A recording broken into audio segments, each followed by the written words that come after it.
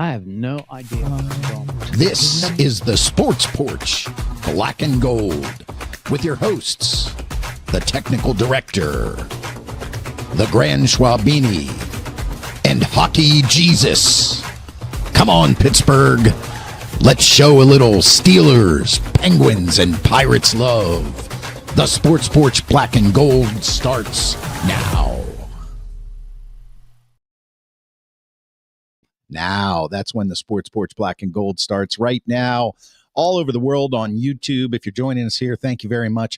If you're seeing us on X, I appreciate that as well. Give us a follow at the Sports Porch Podcast on YouTube. Hit that subscribe button. Click notifications. You'll know we're live every Monday night at 7 p.m. Eastern Time. We're here. And we're doing post-game shows after the Steelers game. We did one yesterday. What a game that was, huh, HJ? Oh, man. It was nice to have a nice, calm Sunday for a change. Yeah, it actually was. It was nice to watch a football game where it looked like all the players showed up instead of just maybe two. But I digress. I'm the TD, your technical director. This guy over here on the screen, that's HJ, Hockey Jesus. You'll notice we're missing one of our esteemed colleagues tonight. The Grand Schwabini. Yes, we want to wish El Misso. We want to wish his father, Neil, a happy 80th. We Mr. Schwab. Yesterday, Mr. Schwab. Happy birthday. Happy birthday. 8 decades on this planet. Yeah, and probably like to 9. live with Mark for 20 for 2 of them. I mean, come on. Give it up. Give it up. I'm not sure who lived with who, to be honest with you. I mean, seriously. Really, it was probably almost 3 decades. No, he was out of the house by the time he was 25. But you still got to live with them. You know what I mean? Well, I mean, we have to live with them. I'm still living with my mother. Well, now she's still living with me. All right. It's all over the place. And now Amy gets to live with him. God bless you, Amy. God bless you, Amy. God bless you so much. Thank you for taking him away from us. No, we're just kidding. The Grand Schwabini will be back next week. Of course, he's got a Philly show. If you happen to be here and you're a Philly fan, hop on tomorrow night, 7 p.m. Eastern, Tuesday nights, the Philadelphia Sports Porch. There's a little shout out. They used to hate when I talked about Pittsburgh on that show. Whatever. Every show. They're just a 2-bit show compared to us, especially since they fired their technical director. They're lost. They're completely lost. They'll figure it out. They're going to meander for a while. They'll see. We'll see. Once they put in what did I put in? Over 200 episodes of HJ, then maybe they'll get it right. At least. So they're about 10% of the way. That's right. So hey, don't forget, we need to talk about the World Series tonight too. Yeah, we could talk about that as well. What I want to do is, if you're watching us and you want to join the show, you got something to say, and you're on YouTube, I'm going to drop this link in the comments, and you can join us on the show. You'll pop into our green room. We'll answer the phone, if you will. We have an extra chair. I mean, fill in for the Grand Schwabini. We actually have 2 extra chairs. So, okay, listen. Classic Tomlin rebound game. We talked about that on the post-game show. I got to tell you, what I predicted, it happened exactly. Everybody on the radio.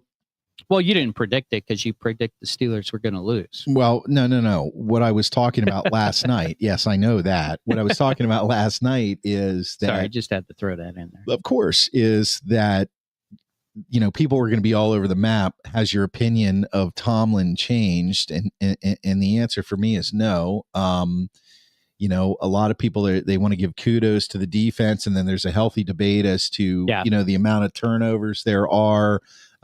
Is that sustainable? No. So, instead of rehashing our post-game show, right, what I'm going to say is, what did you learn about the defense yesterday? Well, what I learned. Yeah. Well, to you out there, to us, of course, to our fans. What did we really learn about the defense? Well, we learned that they can be elite.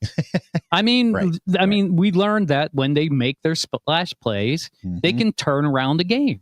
You know, you got it. And that's really what happened. That whole play with TJ changed the whole attitude of the game. It just gave the defense their swagger back. The offense said, okay, maybe we don't have to be perfect this game. Maybe we just need to go half the field, and we can get our scores that way. Right. That's what I learned about the defense. That they got the right players, when they got the right scheme and they can do it, they could be an elite defense. They really can. I mean, they just beat the number one.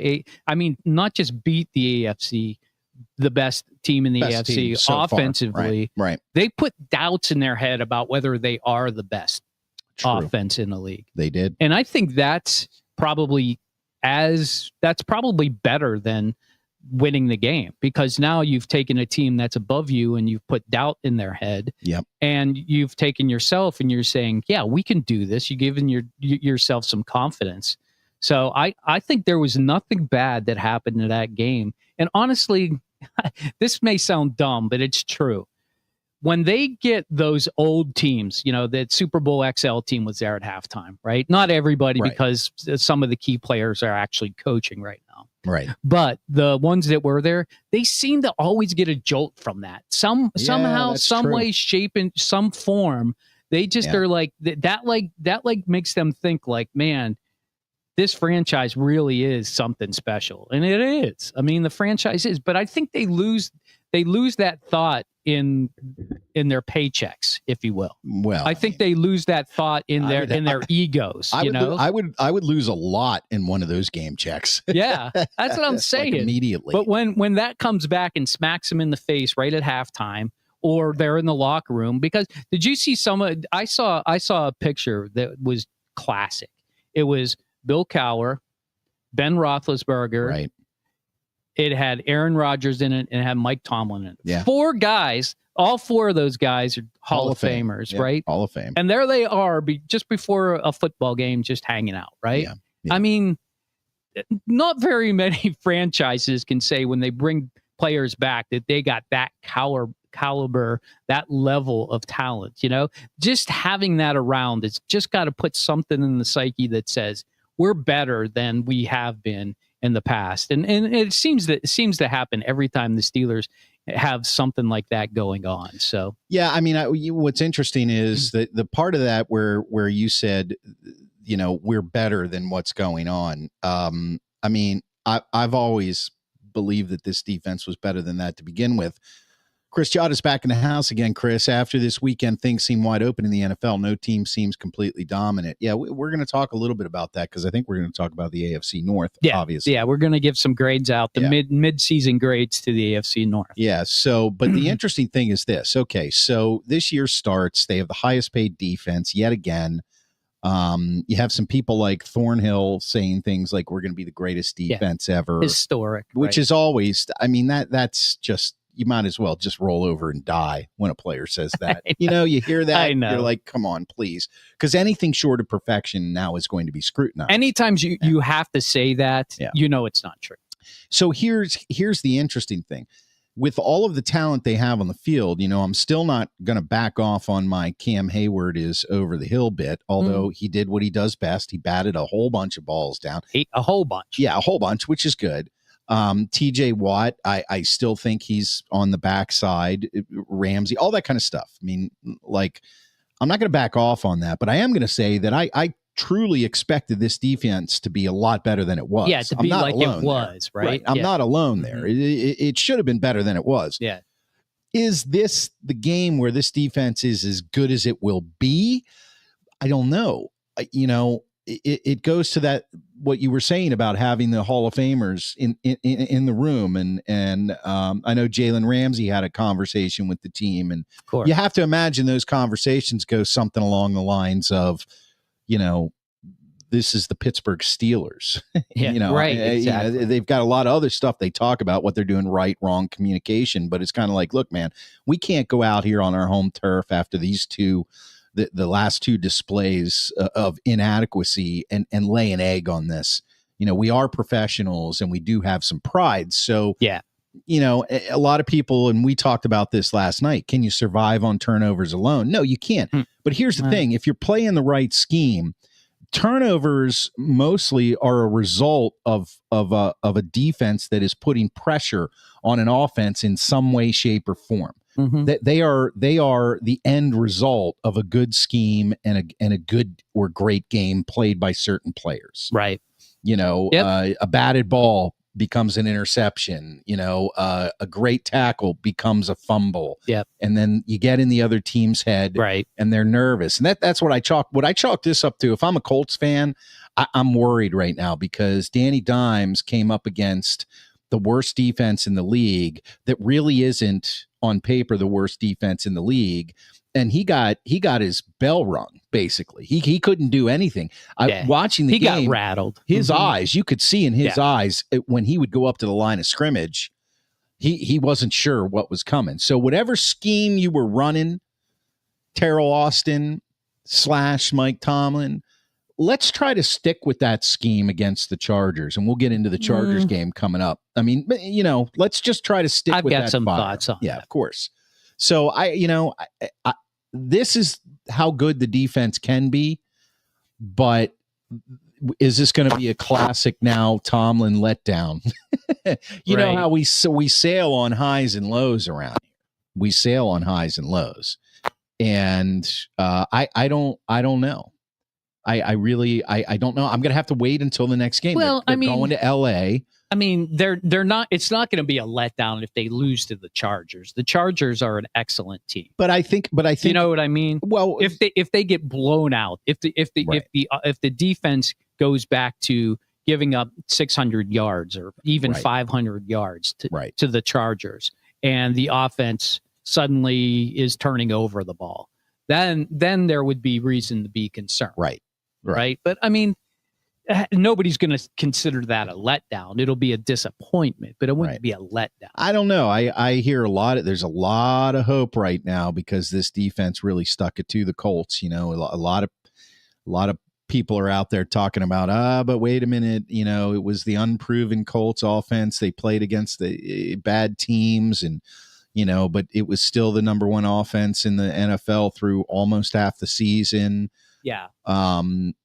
There's a lot of people looking at this as like a rebound, and it's kind of like, well, I mean, you want to build momentum off of a game like this, right? So yes, I can understand where they're coming from. So if they don't, and LA, the Chargers, they're in the thick of it. They're not running away with anything. No, that division's right. It's 1, 2, 3 right there. I mean, it helped that Kansas City lost yesterday to the Bills. Sorry, if you're Pat. a Chargers fan. Sorry, Pat. Yeah. But yeah. I mean, so that's the way that you're right. That's the way it is. But I think they can build upon this. But I think they are going to have to work different schemes. That scheme is not going to work for everybody because not everybody has a one-sided running game and a quarterback who is not a proven commodity. Playing well this year, but not overall a guy that you fear. So let's talk real quick about Joey Porter, JPJ. But that's my favorite subject. I know. Thank you. I know. Let's talk about him. Let's talk about what a great game he had. I mean, his interception that saved the game. Yeah, I mean, I think this can be looked at as a game where they let him play his game. They called him when he got too rough on that one pass interference penalty. He got two pass interference penalties. Yeah, too handsy. But he stepped up to the plate and he made the plays when it happened. He had a couple good tackles, a couple good blocks of the passes, their pass defenses.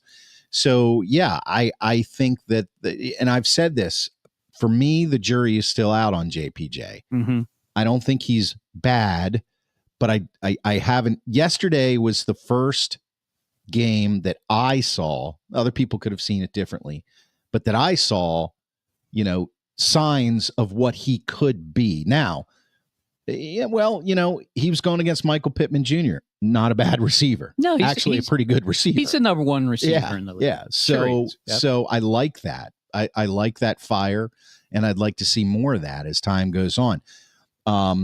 Highsmith coming back into the game after getting injured early, I was concerned. And when I saw him back in the game, I thought, all right, the guy's making some sacrifices here, and he ended up being big in the game. Yeah. We have got to rush the quarterback and blitz the way we did. And so when I talk about the scheme against the Chargers, right, what I'm talking about is that aggressiveness on the defensive line, because we don't have exotic blitzes and stunts. We rush pretty much straight forward. Well, they tried some different things this past week, which was good to see. Yeah.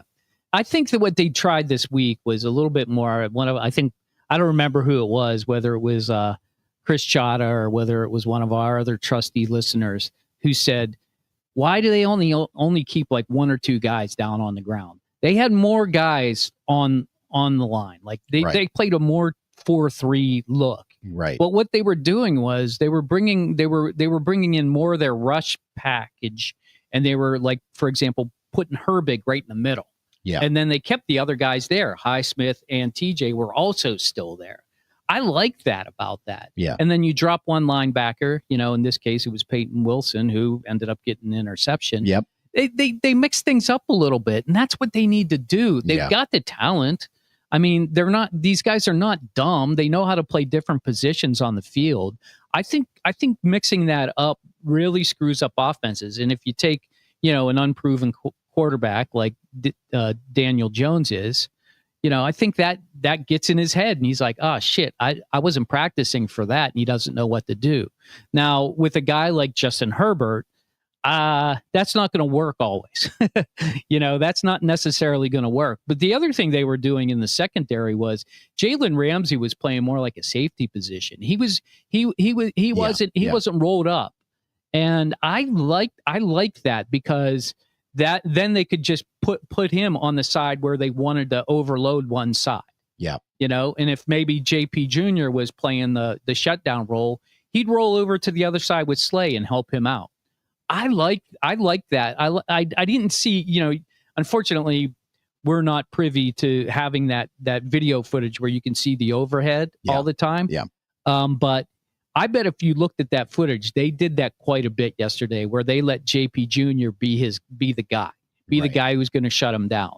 And that's what he is. Now you do get some bad. I mean, you did get 2 pass interference penalties that way. Well, because that's what happens, right? You got to play them tight. Yeah. And if they throw it your way, and you're not laying off at the right time, then that's what happens. So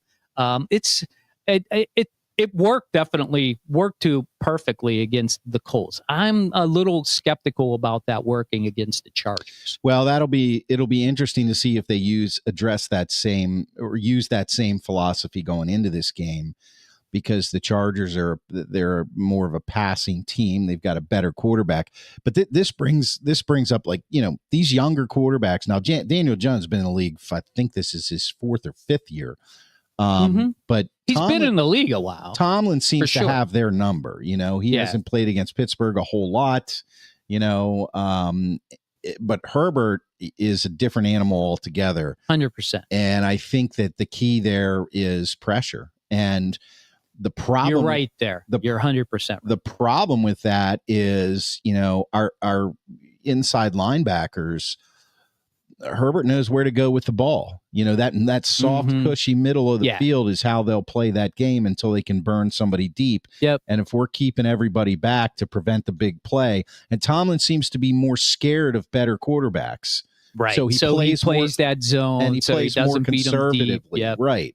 And it's like, look, at this point in the season, whatever defense you played yesterday, it was more aggressive. We need to be aggressive in every game, because I think you're right. This is going to come down to the last couple games, whether or not we get a wild card. And no matter what you think of the Steelers defense this year, it's going to be, they're going to be fighting all the way to the end. We'll talk about the wild card when we talk about the AFC East. But okay. But well, I want to know what you think. What did you learn from the defense? What are your thoughts on yesterday's game? Said AFC East. North. Yeah, AFC North. They used to be the East, right? Way back. That was just a dumb thing for me to say. That's okay. Sorry, fans out there. I'm working on my language. It's hard. Uncommon. Yeah. Language is hard. Language is hard. Yes. But yeah, I think it worked this week. I think they're going to have to do something different next week, but I do like the idea of getting to Herbert quickly. Hey, with Joe Alt being out for the year, maybe that'll help the situation. Yeah, probably will. And Amarian Hampton isn't going to be back yet. No. So, and they only have Quentin Williams back there right now. So it'll be interesting.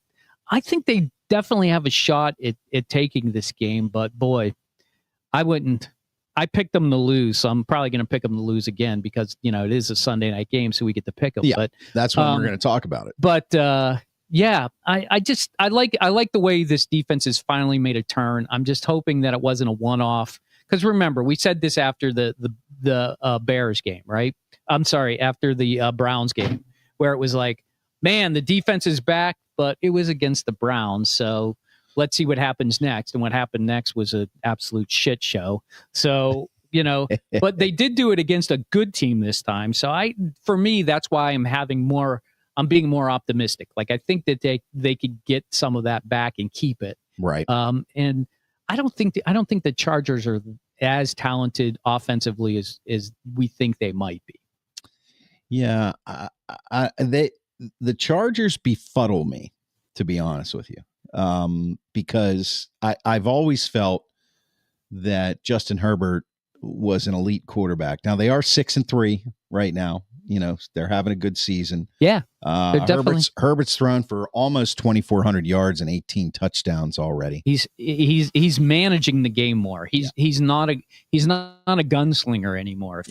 That's what's changed about him since Harbaugh's now been back. One of the things I find that's interesting, that 6-3 right behind Denver, what a surprise, in the AFC West. Their points for are 215 and points against 193. That's not that much different than the Steelers. Yeah. I think the Steelers are at 207 and something else, if I'm not mistaken. I was looking at that earlier. 202 and 195, a positive 7. The rest of the teams in the AFC North are negative. We'll talk about that, of course, in a minute here. But this is a game where I would say you've got two fairly evenly matched teams as far as overall talent goes. I agree with that. I think the Steelers don't travel well to the West Coast. No. Yeah. And traditionally they play very poorly on the West Coast. I can remember a time when they traveled out to LA to play the Raiders, and the Raiders were tremendous underdogs and they beat us. Yeah. So I don't know. I don't have a lot of faith with that travel and the Steelers out there. But I do hope that, and I agree with you, I think it is a pretty evenly matched game between two good teams. I think it'll be a good game, but unfortunately, I think it'll be one of those. Does Boswell have to kick field goals, or can they get into the end zone? And we say that way too much, but it seems to be that's what makes the difference for the Steelers. Or maybe they can I don't think there's going to be a lot of turnovers. I definitely don't think there's going to be 6 turnovers. That's just unrealistic to think that can happen again. Even 2, I think, would be a lot, because the Chargers just don't turn the ball over now. They're not the Chargers of the past that were gunslingers. Yeah. Last question I have before we move on to our porch picks, unless and AFC, we'll do the AFC. Yeah, let's do the AFC. Is the offense enough? What do you guys think? And here's where I'm coming from on this. Where I'm coming from on this is we scored 27 points. We won the game. We did not have a great rushing attack. We did not have one single number one receiver, unless you count Calvin Austin's 5 catches. The offense itself, our defense provided a short field. And when you have a quarterback like Aaron Rodgers, when they get a short field, they know what to do with it. Yeah. So, you can't really look at time of possession in this game. I didn't even look at it because we scored mostly off short fields. Yeah. So, we didn't have any really, truly long sustained drives. We didn't establish a running game.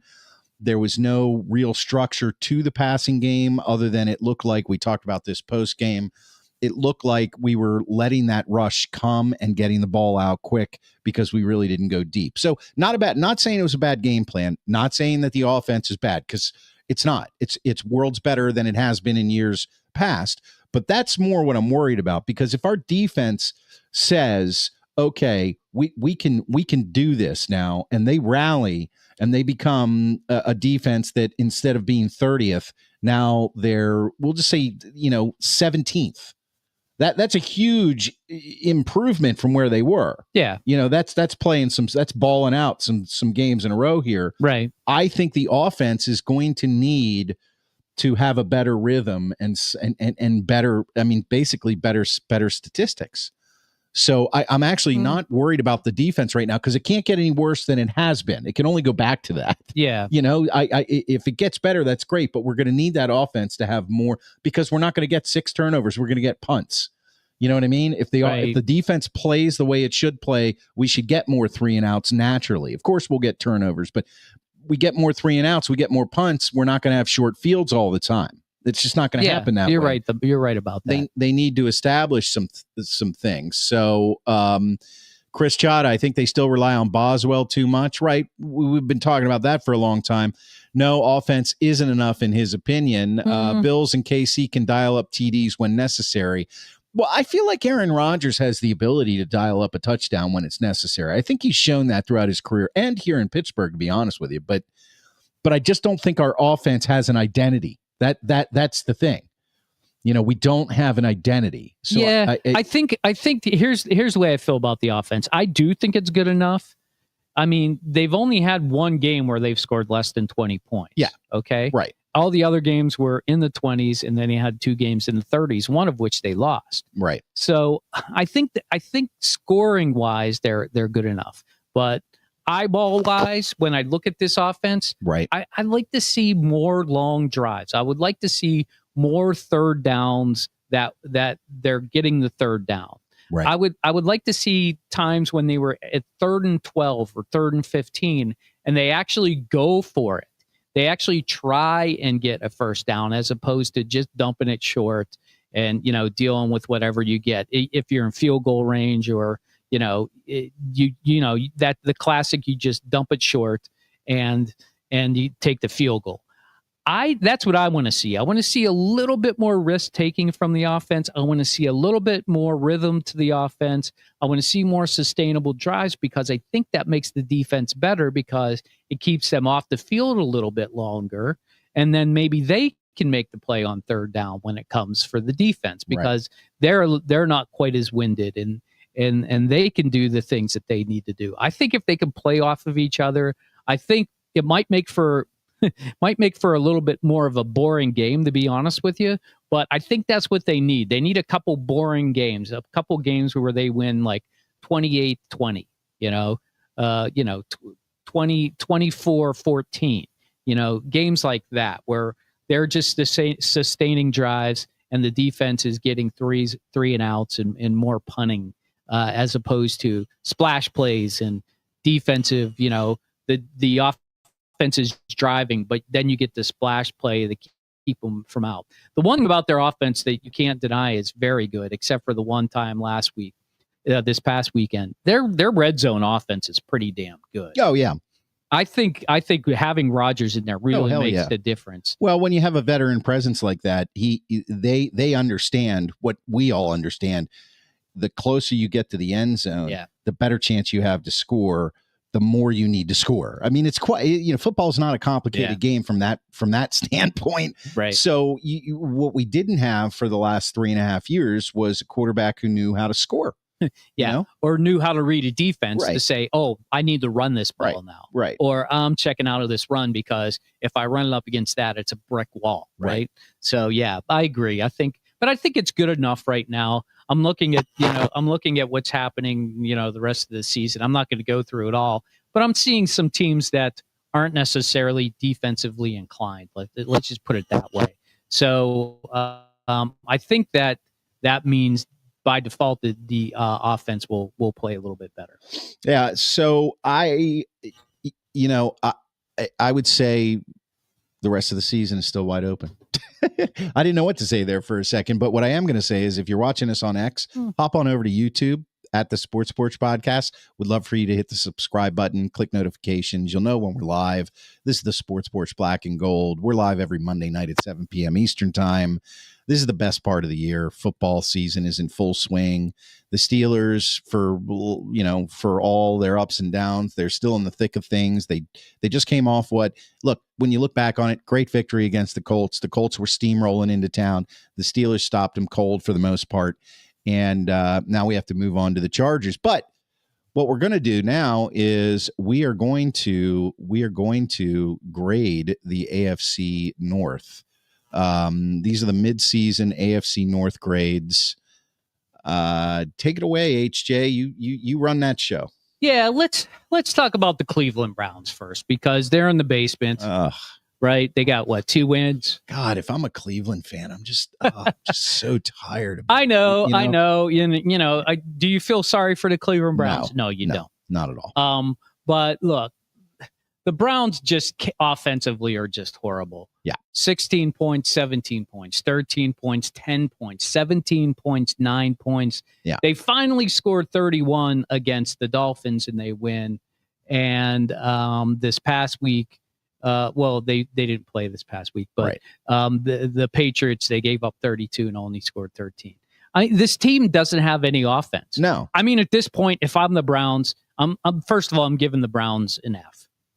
No, I can't. I'm sorry, I can't give them an F. No, because their defense is still pretty damn good. It's number 3 in the NFL. I'll give them a C minus because their offense is an F, their coaching is a D, and their defense is probably a B plus. To me, you shake that all up, you get a C minus. And the thing is, the Browns just make a decision at quarterback. Play Shedeur Sanders if you have to. But I don't think this Dylan Gabriel. I know that's the decision they made. Come on, he's not the guy. He's too small. Just play the guy who can give you the biggest upside. Because at this point, what's the downside for you? Yeah, there's no downside. No, I mean they play. No. They got they play the Jets next, who finally got a win. Then they play the Ravens, Raiders, 49ers, Titans, Bears, Bills. They could probably get some wins in there. But what are they going to win? 6 games, maybe 7 games? No idea. They're probably going to go 6-11, 7-10, something like that. No idea. They're just a terrible franchise. I'm going to give them a little bit better than I'm going to give them it's hard, man. I'm actually going to give them a D. I'm going to give them a D because of all the things you just talked about. But if I was to grade them on offense and defense, I would give them an F on offense and I would give them an A on defense, because in spite of the fact that they are truly a dumpster fire of a franchise, somehow their defense with Myles Garrett, who I think, I'm sorry, guys, he's better than TJ Watt. He just is. At this point in his career, definitely. Man, when the Steelers had a chance, why wouldn't they go get him? Why would he sign with I know, look, everybody says they gave him the money. Anybody would have given him the money. Shit, Jerry Jones would have paid him all the money he had.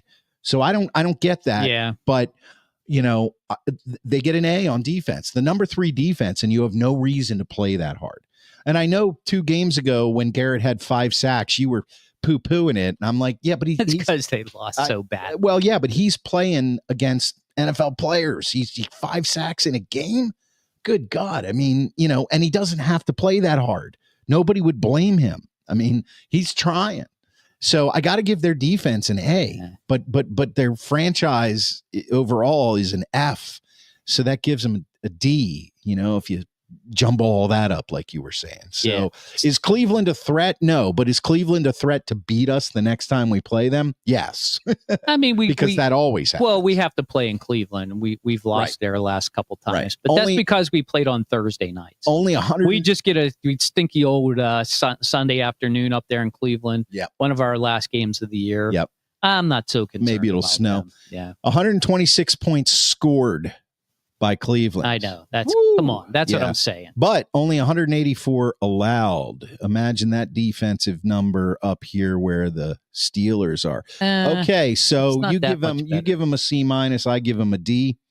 For Cleveland, Cincinnati. Oh, Cincinnati. Boy. This franchise, actually, the last 2 losses they had are epic losses for them. To lose the way they lost to the Bears yesterday and to lose to the way they lost to the Jets the week before, both at home. Yeah. I mean, you score 38 and 42 points and you lose both of those games. That just shows you how tremendous those receivers are. To me, this is classic Cincinnati. Right. They spent too much money on the bum at the quarterback position. Joe Burrow, the bum. Yeah. Then they throw too much money at their wide receivers. They got no money left. Trey Hendrickson basically is dogging it this year. He's not even playing that hard, and he's been injured a lot. So I mean, this is what happens when you don't think about both sides. I mean, we say we do it on the defensive side maybe more than we do on the offensive side. But come on, you can't lose to the Jets the way you did. You can't lose to the Bears the way you did. That defense has got to make at least one stop. And honestly, the Steelers probably should have won that game if they didn't do to us what we would normally do to them. They would be in complete free fall because that would be 5 losses in a row. Yep. But they managed to win against us, and that's the only reason they're still in this. I don't know if Burrow's coming back, but even if he is, I think it's going to be too late. The next game they actually play against is us. So we got a short week. Maybe they play well against us, but I don't think so because they got to come into Pittsburgh. I don't know if Burrow's going to be back. I don't think he will be, but they got to play against the Patriots and the Bills yet.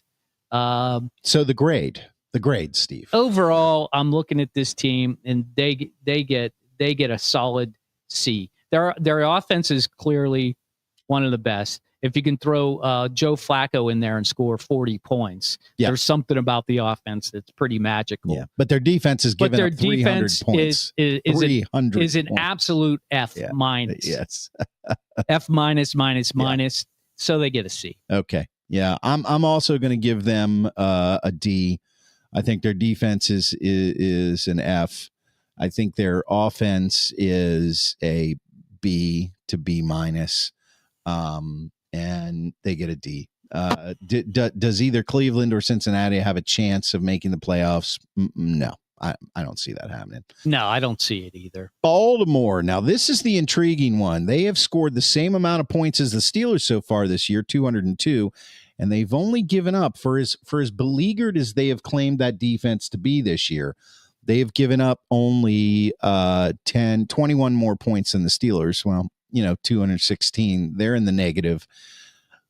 How do you feel about where they are? Well, their defense has definitely made a rebound. I'm looking at the last 3 games that they've played in. They've given up 17, 16, and 6 points. Now, it was to the Rams, the Bears, and the Dolphins, right? Granted.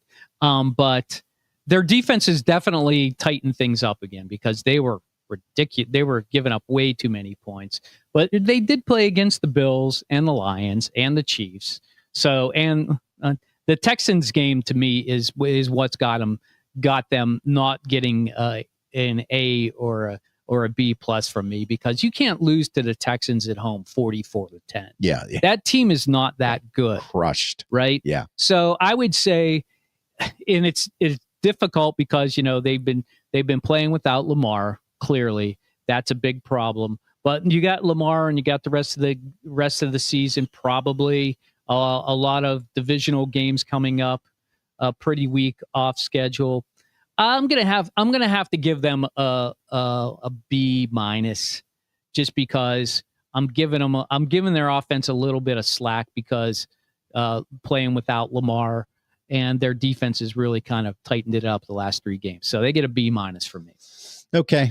I'm going to go with a C plus, considering that, they have King Henry. Lamar was down. I think they could have won some other games.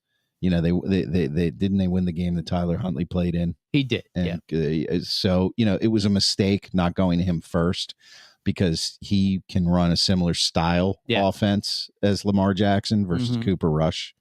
That was a befuddling decision to me as well. So I'm going to say a C plus for them. Again, they are, I haven't checked lately, but as of before this game, they were still the favorite to win the AFC North, but I don't know. We'll see. Steelers, Pittsburgh. This is a tough one. I think we know where this team is. They're pretty much where we thought they would be. At least where I thought they would be. I had them actually at 6-2 instead of 5-3 at this point. So they're doing a little bit worse. So I'm going to give them a B plus for that reason. Look, their offense is better than I thought it was going to be. Their defense is a little bit worse, but I think their defense can still get it together. Maybe it's because I'm a Yinzer and I'm a little bit of a homer here, and I'm wishing more than I'm actually analyzing. No. But there's no way this defense can continue to give up 300 some yards every game. No. And they did give up 368 yesterday. I know a lot of it was in garbage time, but yeah. But so for that reason, I'm going to give them a B+. Look, nobody thought they would be at top of the division right now. For that reason, you got to give them a higher grade than everybody else. And everybody also knew that their schedule started to get a little bit tight, and they won one of the games in this tightness. So if they can beat the Chargers, they definitely are looking really good to take the division. But they're going to have to win the rest of the games and not have that Tomlin trap game. I'm going C+ here. And the reason I'm going C+ is this. You look at Aaron Rodgers' numbers. He's got almost 1,700 yards passing. He's on pace for somewhere in the neighborhood of 3,500 yards, 3,300 yards, something That's like what that. You want from 17 touchdowns already. He's on pace for basically 30 plus. Can't remember the last time. Ben. Oh yeah, for sure. But if you think about it, none of those other quarterbacks in between did even 20. Jaylen Warren has 404 yards on the ground with 99 carries, only 2 touchdowns. He got him yesterday. Yeah, yesterday. DK only has 29 receptions. That number needed to be higher. But the bottom line is this. Aaron Rodgers came in and in 8 games has done more than our last 3 starting quarterbacks did in an entire season. So that side of the ball has lived up to what it is supposed to do. And it wasn't ever going to come out and be a juggernaut offense, although that's what Aaron Rodgers would prefer. But I don't think he has the ability not to do anymore, that but you know what I'm saying. You saw the way he ran for that touchdown. I know. We talked about that. So they're doing what they're supposed to do. That vaunted defense did nothing basically for the last few games until yesterday. And if it wasn't for that, this team would not be 5-3. It would be 6-2 or even 7-1. I mean, that Bengals game should have never gotten away from them. So there's a definite, they should have won that game out there. So I'm giving them a C+, even though they're atop the division right now. Looking at what Aaron Rodgers brought to the offense and their ability to score now in the red zone, which was a huge problem, the defense did not deliver until yesterday. And even then, it ended up being a 1-score game. That being said, when your defense delivers in the NFL, it doesn't mean you're going to run away with games. That's true. It just means you have a better shot at winning. And that's what happened. They had they got off to a big lead, so they had a little bit of cushion. They could let those guys do their thing. Yeah. So I give him a C+. I give him a C+. We'll see what happens. Overall, I think you have to say though, the AFC North is a shit show. I mean, yeah. Well, you know what? They're just, it's such a terrible division. Compare that to the AFC West. It's just not even close. And as far as talent goes, I guess it hurts that your 2 best quarterbacks in the division went down early. Yeah, yeah. So you got that to contend with. But the reality is this division's not very good. So you look at the AFC West. You got the Broncos on top at 7-2. They're plus 59. Yeah, their defense is great. Really good. They can get to the quarter points against, but they lead the league in sacks by far. The Kansas City are at plus 76, 159 points against, scored the most points in the West, and they're only 5-4. So I'm sure their schedule gets a little bit easier. Yeah, that division is pretty tight. You got the Colts at 7-2. They're plus 109. They'd scored 290 points to include yesterday's 20. That's why I'm saying. Amazing. That's why I'm saying you got to give it to the Steelers defense. Yeah, I'm with you there. I'm with you there 100%. So yeah, it's going to be real interesting going forward, seeing what happens. And what's going to be even more interesting is seeing how many subscribers we get over the next few weeks as we do our post-game shows. And if you're watching us on X, we love being there. You can follow us, click the follow button. Got to do it, man. I know. I get it. I hear you. When you're on for, an hour and 5 minutes every Monday, you got to get it in like 7 times. You're needing the dough. Sorry about that, Marcy. I know you don't really like that. You're needing the dough. So if you're on X, hop on over to YouTube for us at the Sports Porch Podcast. You can see that in the ticker if you're watching. hit the subscribe button, click notifications. We go live every Monday night at 7 p.m. Eastern time. And we also go live right after the Steelers games. And Hockey Jesus over here to my right, he also goes live after every single Penguins game. This guy's got a busy schedule, let me tell you. I'm missing a game right now, and it's not making me happy. You'll catch up. All right, well, we'll wrap this show a little quicker tonight since we had one last night. And the podcast, yep, it's on Spotify. It's on Apple Podcasts. It's on the game on now. iHeartRadio app. Please subscribe. Leave us a review. We would love that. We do have a new shop. It's called the sportsportshop.com. Just go on over there. We got some draft gear. The draft's coming up in Pittsburgh. Well, I'm sure we'll have some more announcements in the coming months as to how we're going to participate in that. It's time. That's right. It's time right now. Look at that. I put it on and the game starts. There you go. I mean, it's like they were waiting for me to put the game on to drop the puck. Thank you, Jesus. Thank you, Pittsburgh. Okay, Porch Picks coming up right now. Porch Picks, what are they? Well, every week during the NFL season, we pick 3 games, the Thursday night game, the Sunday night game, and a random Sunday game. We keep track of the records, and at the end of the year, whoever loses is going to have to do something stupid. I have made that executive decision, even if it's me. I think we're going to do the hot wing thing again. That was fun. What do you think? Whatever. Right. I'm past it at this point. People love to see that kind of shit. They just love to see that kind of shit. Okay, well, whatever. Right, floats your boat. So this past week, Ravens at Dolphins. All 3 of us had the Ravens. Yeah. Sunday, Mark and Steve had the Chiefs. Yours truly had the Bills because they always beat them in the regular season. And they did. Sunday night game, Seahawks at Commanders. Steve had the Seahawks. Mark and Chris had the Commanders. Tried to tell you guys, Seahawks are for real. It looks like they are, actually. Steve and Chris were 2-1. Mark is 1-2. So that puts the yearly record. I gotta find it here. I'm just having trouble. 14-13 for the Grand Schwabini, 15-12 for the technical director. Yours truly is 16-11. You got it. So this week, the Thursday night game, Raiders at Broncos. How you like that? How you like that, Steve? Do you like that? I love it. I love it. It's beautiful. Raiders. I'm not watching. I got the hockey game. I know. That's why I'm Raiders at Broncos. Raiders at Broncos. Your pick in the comments. Raiders at Broncos. Denver. It's just a no-brainer. Yeah. Just write it down. Yeah. And I think the Grand Schwabini dialed in his as the Broncos, correct? Yes, he did. Okay. So you're going with the upset special this week? No, I'm going with the Broncos here. I'm going with the Broncos. Brock Bowers is back. That team's much better with him in the lineup. Raiders at Broncos. Your pick. It's a divisional game. Next game. Bills at Dolphins. Mark did not like this. The Grand Schwabini. I don't know why you picked this game either. This was a dumb game to pick. Here's why I picked this game. Because Buffalo went on a tear and beat Kansas City last night. Nobody's taking Miami, though. Well, I don't know. I yes, think you do. You're a fool if you take Miami. Okay, well, Chris is a fool because Chris is taking Miami. Well, I guess. And Mark and Steve are taking the Bills. In a blessing for us. Yeah. You're giving us a free game. Yep.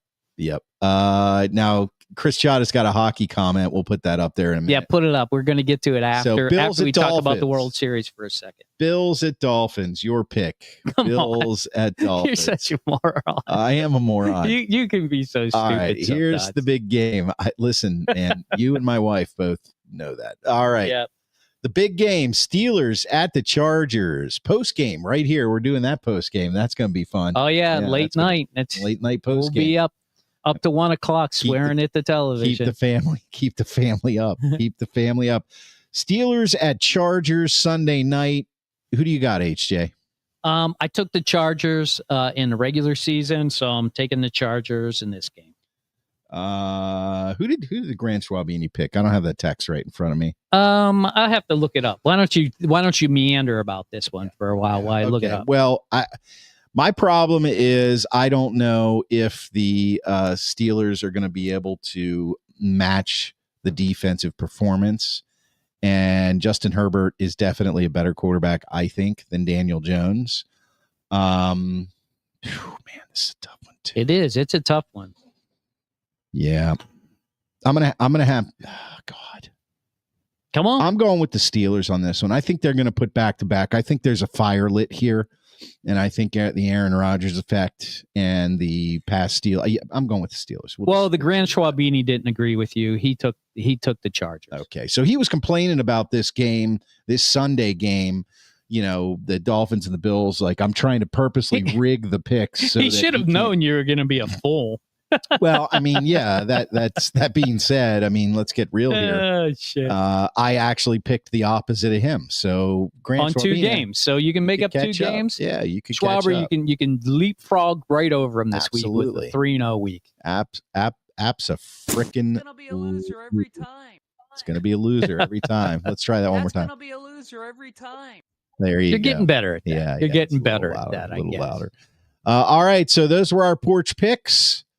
Absolutely. If you want to email us, ogsportsporch@gmail.com. If you want to subscribe at the Sports Porch Podcast on YouTube, that would be fantastic. Now, I do believe. No, let's talk about this. Let's talk about the World Series first. You didn't let me get it out. I was going to say, I do believe that Steve would like to discuss some things about the World Series. I, for one, am happy the Dodgers won. I hate the Toronto Blue Jays. I've always hated them because I began life as Baltimore Orioles fan. So I was rooting for the Dodgers the whole time. And that's all I got to say about that. So screw you, Blue Jays. Screw you, Blue Jays. Absolutely. Wow. Well, I have to say it was the prettiest World Series. I love both of those uniforms. I think the colors were too similar. That's what I like about it. Blue's my color. And I've always liked I've always liked the Blue Jays uniform. That hat with the Blue Jay on is classic. Yeah. Okay. And of course the Dodgers uniforms. Come on. Who doesn't like the Dodgers uniform? Right. Although those socks are stupid. They got to get rid of those socks with the Dodgers on it. Yeah. You got to get rid of the socks. Other than that, the actual World Series, one of the better ones, I think.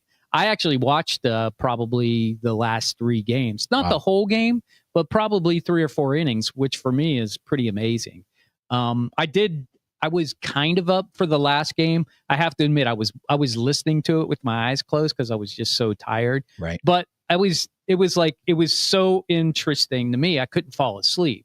And I did see that catch that guy made out center field. I was like, there it is. Toronto's going to win. And he just came out of nowhere and stole that ball right from the left fielder. That was an incredible catch. Yeah. And then that was lucky. And here's really what I wanted to get to. Toronto fans, I feel your pain. Okay? I don't. First of all, IKF came from the Pirates. You had to have known he doesn't know how to run the bases. Okay? This is true. So first of all, that's on you. Second of all, he said, the third base coach said, stay close because he didn't want to get doubled up because he knows he came from Pittsburgh and doesn't know how to run the bases. Right. Okay? Right. So sorry, but if you're picking up somebody from the Pittsburgh Pirates, you shouldn't expect them to be able to know how to run the base. Yeah, I mean, what were you thinking? Okay, yeah, and then seriously. on top of that, okay, I feel your pain because you had the exact opposite feeling that I had. You had the same feeling I had, but in an opposite way because I watched Sid Bream slide across home plate safe. Okay, if you would have seen that happen, you would have been elated. But you got to see the out. You got to see the thing. The Dodgers got to see the thing that I didn't get to see, which was out at home plate. and I can tell you, it was a force. It was that a makes force. it a little easier. That helped. That definitely helped. But I can tell you, Toronto, that feeling of watching that guy slide across home plate and being safe or being out, you'll never forget it. Yep. You will absolutely never forget it the rest of your life. I won't forget it either. This is something that will haunt you the rest of your life. Take it from a former Pittsburgh Pirates fan. Watching Sid Bream slide across home base safe is your IKF sliding across home base out. There you go. I'm sorry about that, but you're stuck with it the rest of your life. Send us an email. If you Congratulations to the Dodgers. Further and also for those of you, one last thing. For those of you who are saying, well, the Dodgers bought a World Series, you can go screw yourself because that's the way the rules are. They can spend as much as they want. And also, Toronto spent over $2 $250 million on their payroll. team. They got a big They're payroll. the seventh highest payroll. So don't be claiming that, you got outspent and poor you because you got outspent. Try being a Pittsburgh Pirates fan where we spend like $60 million on our payroll. Okay. That's so So don't give me this, oh, poor us. And lastly is, we got one more year. You can do something with the CBA, but guess who's not going to want to do something with the CBA? It's not going to be the Dodgers. It's going to be the Pirates. You know why? Because the Pirates don't want to spend $125 million on payroll. Well, so I'm sure the Dodgers would be absolutely happy only paying half to the players that they're paying. Whatever, $100 million. Whatever it is, $50 million a year to play ball, right? Right. They would be happy to only pay him $25 million if there was a salary cap. They would love it. They would spend up to the cap. I promise you. But the problem is the lower level teams do not want to spend to the ceiling, and you won't see the reason you won't see a salary cap is not going to be because of those at the top. It'll be because of those at the bottom. Yep. You've heard it here on the porch. Yep. It's true. Many times. It's damn true. So if you want to do something about it, make our owners sell before next year. Now, of course, we can't be sure of this, but I think it's not. It isn't too far of a stretch to say that if they did institute a floor, it would automatically mean that the Pirates would have to spend probably $30 or $40 million a year right away. And on top of that, they wouldn't get the tax that they're getting now. Right. So they'd be out $75 million. Maybe that would get them to sell. Yeah. Yeah. So, I mean, I'm with you on that. I don't begrudge a team for spending the way the Dodgers do. I hated the way the Yankees did because, again, I was an Orioles fan. So I hated the Yankees. I hated the fact that they bought all their players. But look, put a team on the field. Other teams spend less and are very competitive. Just because Milwaukee didn't only spent $90 million or $100 million on their team. Look, they spent $120 million. Right, 120. That's right. But still, look, they could have won. They could have won. Mm-hmm. They were in the playoffs. They could have won. Mm-hmm. It's happened before. There's always a couple of teams in there that spend like 150 million somewhere around there. Right. And they always lose. Yeah. I mean, the Dodgers put together a great team because they were willing to spend the money to put together a great team. And they play within the rules. And a lot of people talk about how they circumvent things and they use loopholes. Well, gee, that's life. I mean, that's life. That's the way it works. All right. But congratulations to the Dodgers. Yeah, 2 in a row. Sorry, man. Canada. Maybe next year. Yeah. No, screw Canada. I don't even think they deserve a baseball team. They gotta suffer through the playoffs this year too. Well, yeah. And that's that. I'm talking hockey playoffs. Yeah, I know. I get it. So that's your segue to hockey. But to me, hockey is a Canadian sport. I know, and they haven't won that cup in a long time. Trust me, they pine more about that than they do about the World Series. On the Sports Black and Gold at the Sports Podcast on YouTube, I have sitting to my right over here, Hockey Jesus. He preaches on the porch after every single freaking Penguins game. He goes live on YouTube at the Sports Podcast. If you're a hockey fan and you want to talk about the Pens game, he goes live right after the game, no matter when they play. If they're on the West Coast, he's going live at 1:30 in the morning. If they're on the East Coast, he's going live right after the game. He never fails. He deserves applause from the crowd, and I actually think he's going to get some. Yeah. Thank you, my fans. It's my pleasure. I love hockey. I will do it even if nobody watches me. And you do. No. Talk about this fast start here. The fast start kind of hit a road bump. Yeah. They've tied and lost 2 of their last 3 games. They did win 1 in between. But look, the Penguins are off to one of the best starts they've had in like 10 years. Right. So I'm enjoying it. And the reason they're off to a good start is, I've said this already, but I'm going to say it again because I love saying it. Muse's system is working. Right. Okay. That's working. The young kids up here have brought some different energy, and that's working. Okay. Not perfectly. It's not working perfectly. They've had to move some guys up and down. And despite losing Despite losing Raquel, I think that's gonna hurt. That's gonna take the shine off the things, because he definitely keeps that first line going. And Brazeau is also injured, but he's day to day. He keeps the second line good. So this is what happens when you get injuries like this. Now you got to shake it up, and I don't think they have the right players to play up on the second line or the first line. So that kind of messes up your third line, and then it ruins the whole rhythm of the team. But the goaltending has been the biggest surprise. Tristan Jarry, I think I heard today he's like 4th in the league in save percentage, which is absolutely amazing. Yeah, Jarry. Yeah.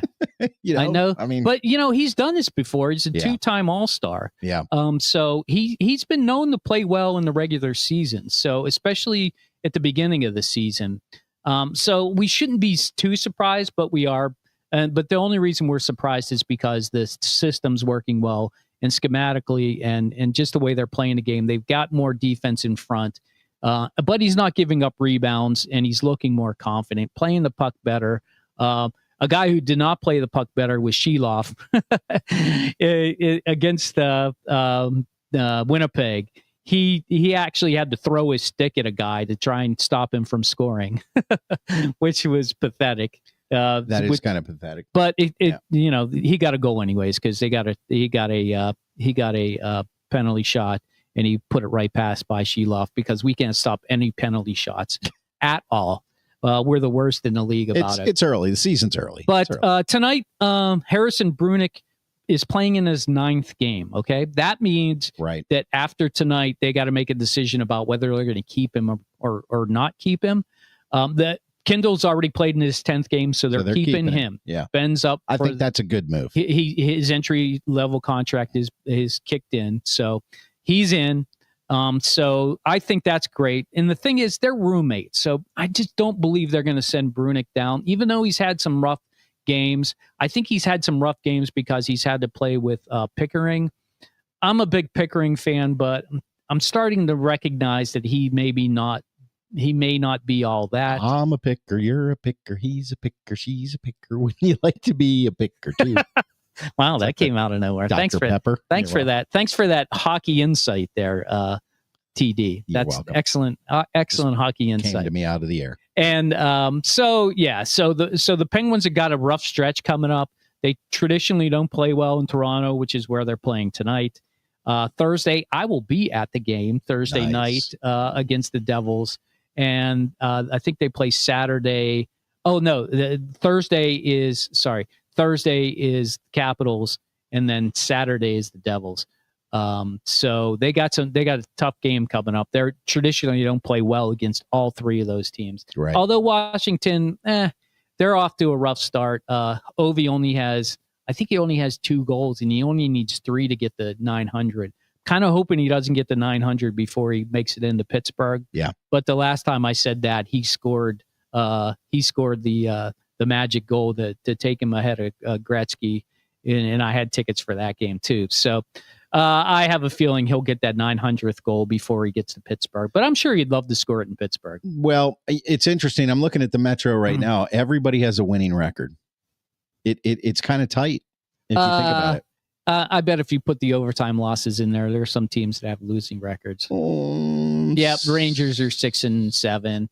Flyers are 6-6. Gotcha. Washington 6-6. Okay, but Islanders are 6-6. It's still kind of tight. You got 18 points on the between the Devils and the Penguins. Remember, we don't play that overtime loss shit. Every time I hear somebody say, "Well, the Penguins are 8-3-2," I'm like, stop. No, they're 8-5. They're 8-5. Yeah. They have 18 points. That's so much easier. It's all about the and points. it's easier to say, right? Yeah. 8-5, 18 points. That's all you have to say. 8-3-2.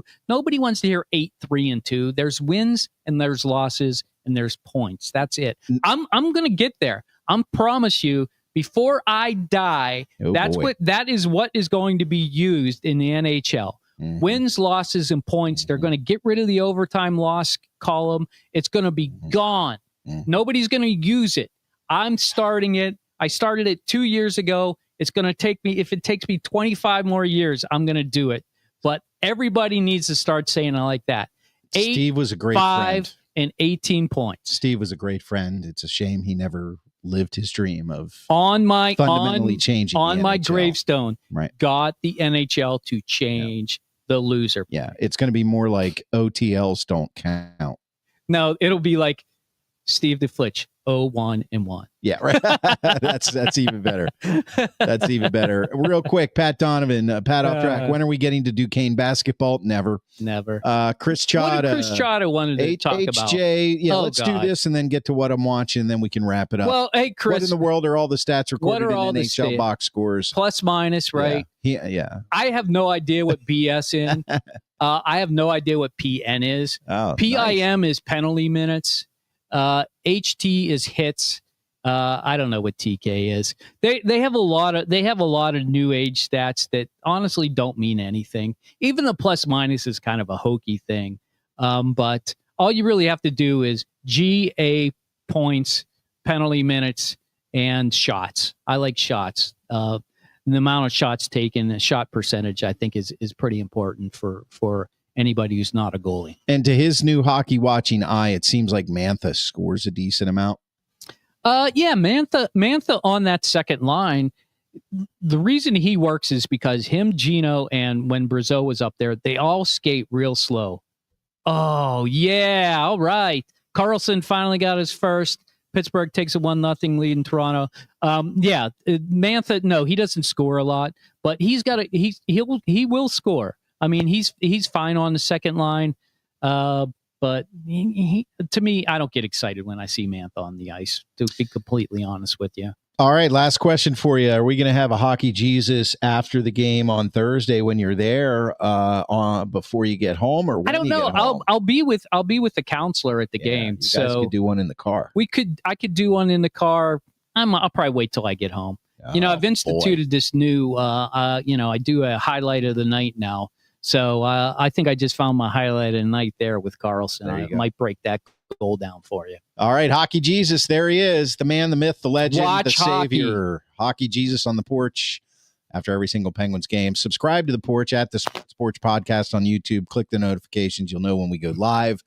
Theporcheslive.com is our website, and I drop the podcast right after the show on the Apple Podcast, iHeartRadio app, Spotify thing.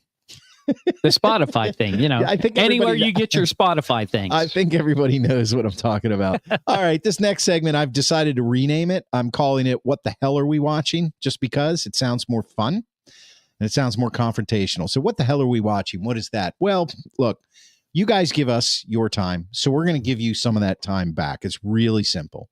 You spend a lot of time, notice that word again, searching and watching trailers on Netflix, Prime, Hulu, Disney Plus, Paramount Plus, HBO Max, everywhere. On and on and on. On and on and on.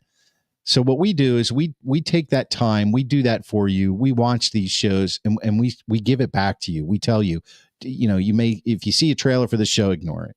Or this is a great show, you need to watch it. And that's how we give back to you. So you have to watch the whole season, or you have to complete the documentary or the film. This week, it's pretty simple. I watched the documentary because I'm the documentary guy. This is something on Netflix. The White House. It's called The White House Effect. What? It's brand new. Is that what he's doing to the White House now? I don't know. He's burning down the parts he doesn't like. Yeah. Flick, poof. Yeah.